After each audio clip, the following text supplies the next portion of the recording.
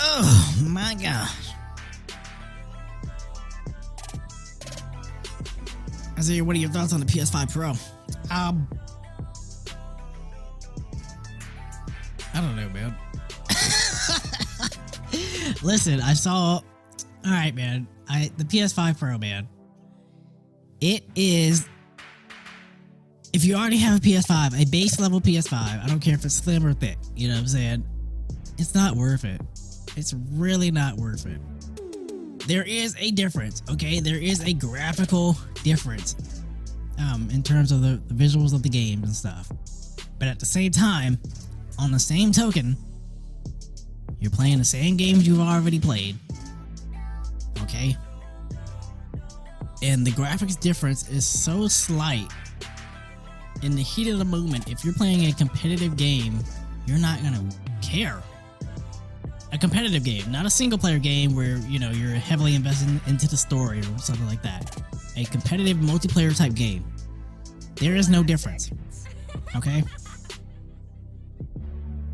I'm sorry, there is a difference, but you're just not gonna see it. And then you got, you know, the PS5 Pro compared to the PC, and it's just not even close. Still. Which is still sad, you know what I'm saying?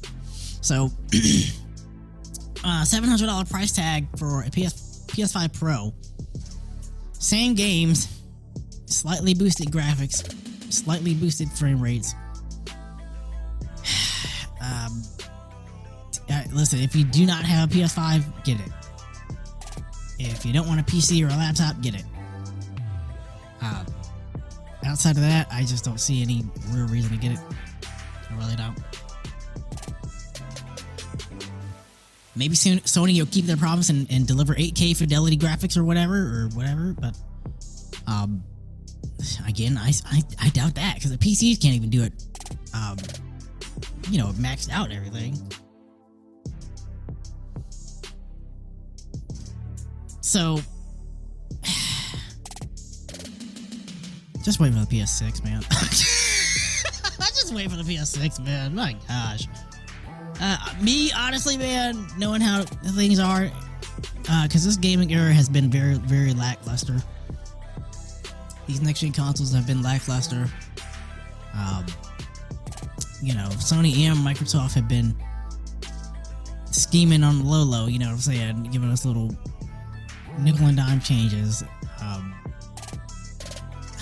Just, I don't know. For me personally, I'll be getting a maxed out PC. And then that's it, man. That's it. I'm not, because we're not getting any better with, you know, graphical fidelity.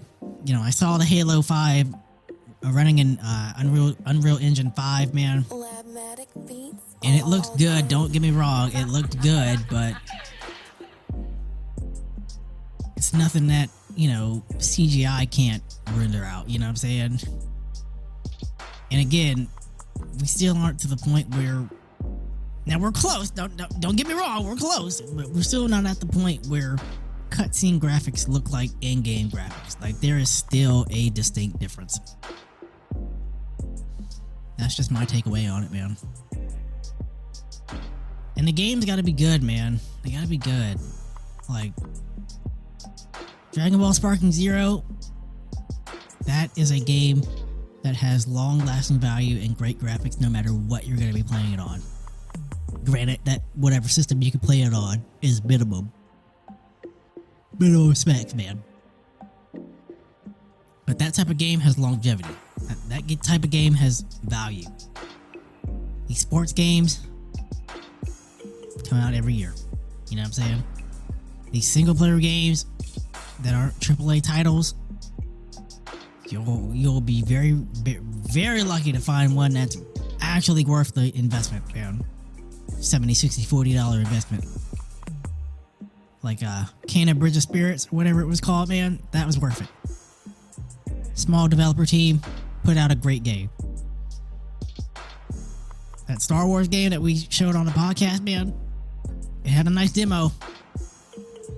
But, you know, I haven't seen anybody talking about it. I haven't seen anybody raving about it, you know what I'm saying? So, listen, man, listen. I'm investing my money in high quality materials, man. And you know, if you're not fitting that standard, I can't keep my attention on you, man. Just can't.